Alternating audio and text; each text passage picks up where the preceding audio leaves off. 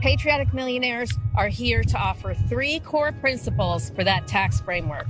1, treat all income over $1 million in the same manner, whether it's generated from ordinary income or capital gains or inheritance. Ooh. 2, make our income tax code truly progressive. That means raising the standard deduction to charge nothing to people who don't even make a living wage, and it means imposing significantly higher marginal tax rates on extremely high incomes. Thank you for watching Power to the Pod, where we are committed to an intellectual integrity and a moral honesty. I'm your host, Superior, and once again, thank you for watching. Now, in this video, I want to say that I think I spoke a little too soon. Now, of course, we got to wait until, after the fact, because people will say things. We see it in politics all the time, okay? We'll see, politicians, a group of people make promises, and we'll never hear from them again. Okay, I get that. But what I just heard, and I made a video about this a couple of days ago, and now I am glad to say I'm wrong. I'm actually seeing it with my own eyes. And after you see it, you probably won't believe me either. But apparently, there's a group of millionaires who are coming together, and they're deciding to have a campaign that is focused on taxing millionaires and billionaires, taxing the rich, because they understand inequality is destroying America. This is what they're saying. And I can't believe it. It's like I had to check on some of the people, make sure they're actually millionaires, and they are. You know what I'm saying? I mean, I didn't check their accounts, but from what Google tells me, they're millionaires. And I'm actually surprised. So let's go ahead, watch this video, and let's have this conversation. I'm joined by Dr. Abigail Disney and a few dozen other members of Patriotic Millionaires here today with one request for America's lawmakers in there: tax us. You just watched a man named Morris Pearl. He's the chair of a group known as the Patriotic Millionaires, pleading with American politicians to please tax the rich. In fact, they're arguing that if the United States government fails to do so, it could lead to the end of our democracy. Now, Pearl stated this, quote, "The tax code has been contributing to growing inequality for decades, and we're reaching a point where the concentration of wealth is simply unsustainable.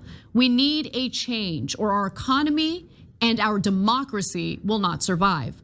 For my future, my grandchildren's future, and our country's future, we need to tax the rich." Now, I want to note, these are the patriotic millionaires. No word from the patriotic billionaires. Not so concerned about paying their fair share of taxes. But I'll continue. Very few. So what should be done about this issue? Well, here's Abigail Disney explaining the new and improved tax code that the patriotic millionaires would actually like to see signed into law. The Patriotic Millionaires are here to offer 3 core principles for that tax framework. 1, treat all income over $1 million in the same manner, whether it's generated from ordinary income or capital gains or inheritance. Ooh. 2, make our income tax code truly progressive. That means raising the standard deduction to charge nothing to people who don't even make a living wage, and it means imposing significantly higher marginal tax rates on extremely high incomes. And the 3rd is pass a tax specifically designed to rein in wealth concentration, a wealth tax on the richest people in America. If we can do these 3 things, we can save America. And if we don't, we won't. That was Walt Disney's. Wow. Hold on.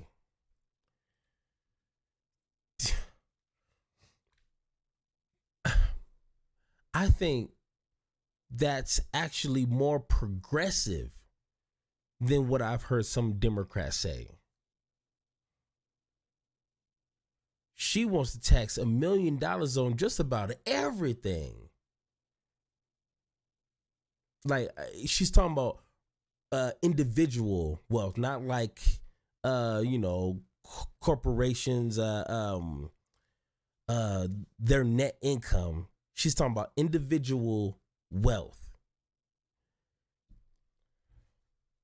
Who, man, if a Democrat came out and said that, I'd look at him like, hey, you pushing it. You ain't trying to win, huh? Oh, man. Niece. Actually, Walt Disney is the great uncle of Abigail Disney. Anyway, moving on though, what she said there is absolutely correct. Our current tax system is simply not good enough at properly taxing the wealthiest people in our country. Of course. More details on that. A massive trove of IRS documents obtained by ProPublica last year showed that the 25 richest Americans, including Amazon founder Jeff Bezos and Tesla CEO Elon Musk, paid an average true tax rate of just 3.4% between 2014 and 2018, in large part because unrealized capital gains from stock appreciation are not taxed. So what they do is they have most of their assets invested. Those investments keep growing, and what they'll do is they will get loans and use those investments, the unrealized gains from those investments, as collateral. And they'll just live off that debt, which of course they get all sorts of favorable terms for. And that's how they avoid having to pay any taxes, including capital gains taxes, which are lower than income taxes. It's But let me remind you this. Let me remind you this, because I know it's going to be a few people, they're just great business people. You know what I'm saying? They're not doing anything illegal because the law kind of allows them to do this without saying that they can do this. So they're just being like real smart. You know what I'm saying?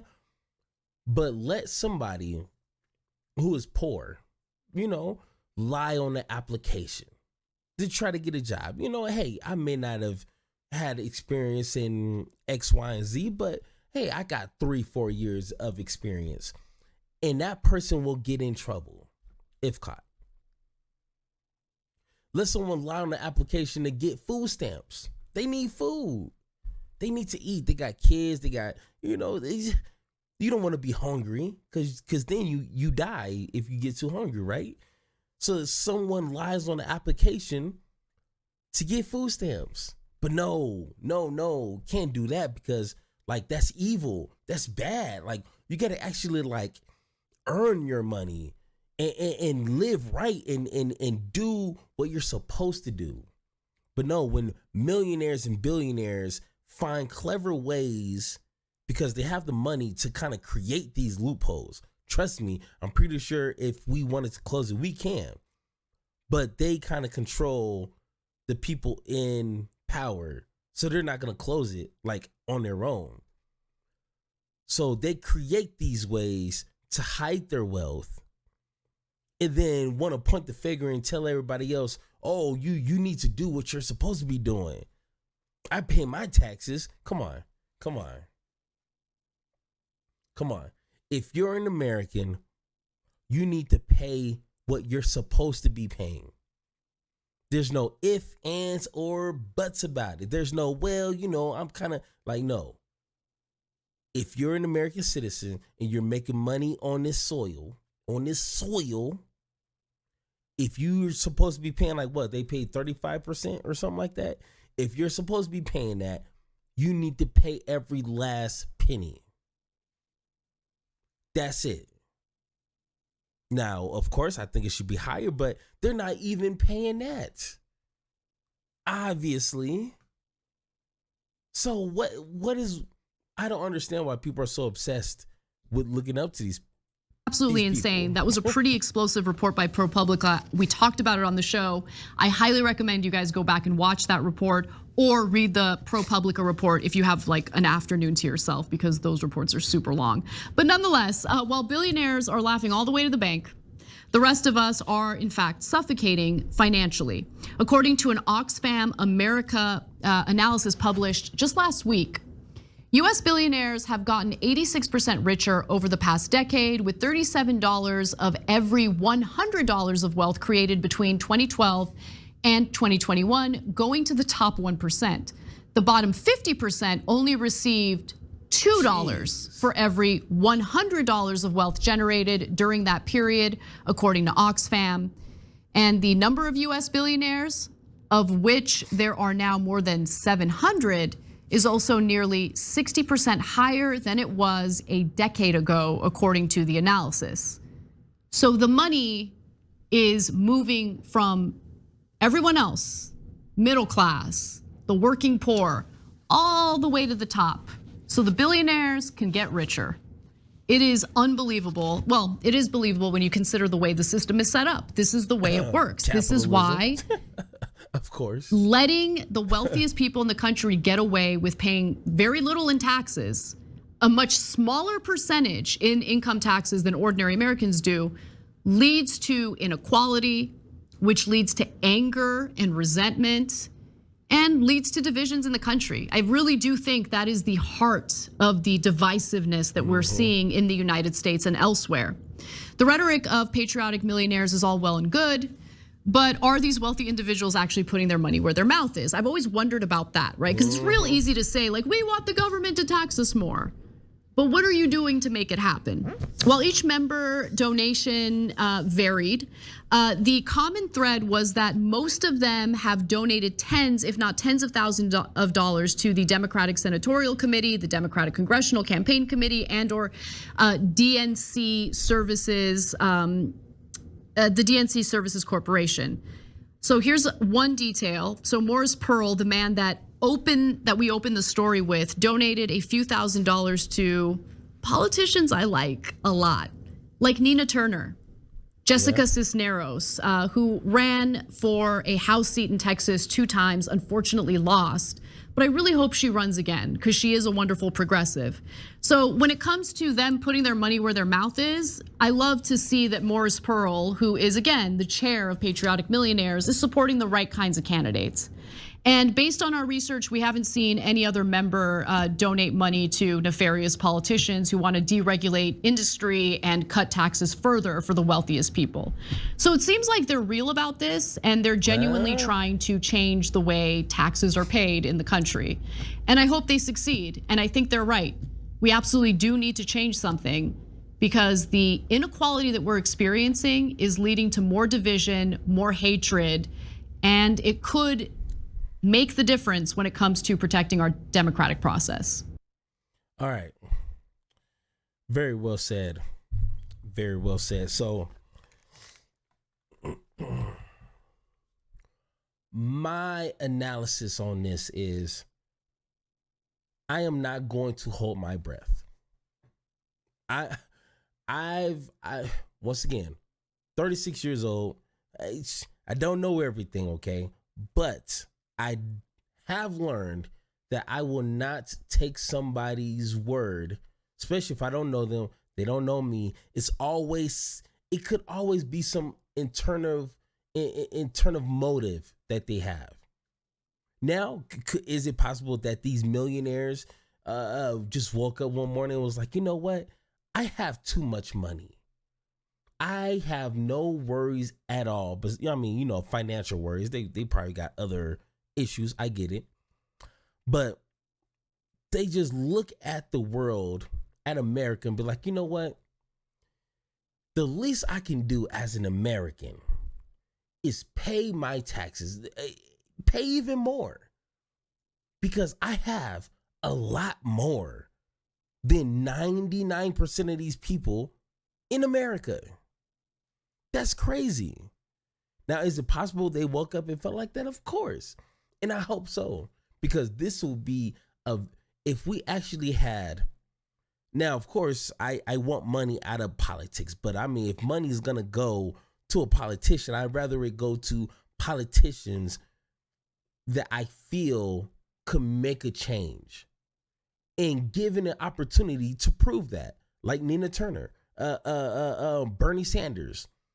Give them an opportunity. And if they fail, if they lie to us, if they manipulate us like other Democrats, then we already know. Hey, you fooled us once. There's no second time. But if this money is going to go to politicians that actually, I feel like will actually put their money where their mouth is. Once again, like Nina Turner. I want to see that. This will actually be an election I would look forward to seeing. But once again, if I'm wrong, let me know in the comments. If you think this is a whole bunch of baloney and they're just doing this to, I don't know, just get attention. I don't know, just to get the heat off them. Maybe they're just doing this to be like, hey, we're not bad people. We want to get taxed too. Oh, dang. We didn't get our, we didn't get our way. We'll try again in the next 4 years. Like, are they just trying to pretend like they're on our side? Or do you think they're actually, wanting to help people? They actually want to be good American citizens. Let me know in the conversations, or let me know in the comments, and let's have that conversation. Thank you for listening, and don't forget to join the conversation by subscribing. Make sure to tune in next time, and like always, power to you, power to me, power to the people, power to the pod.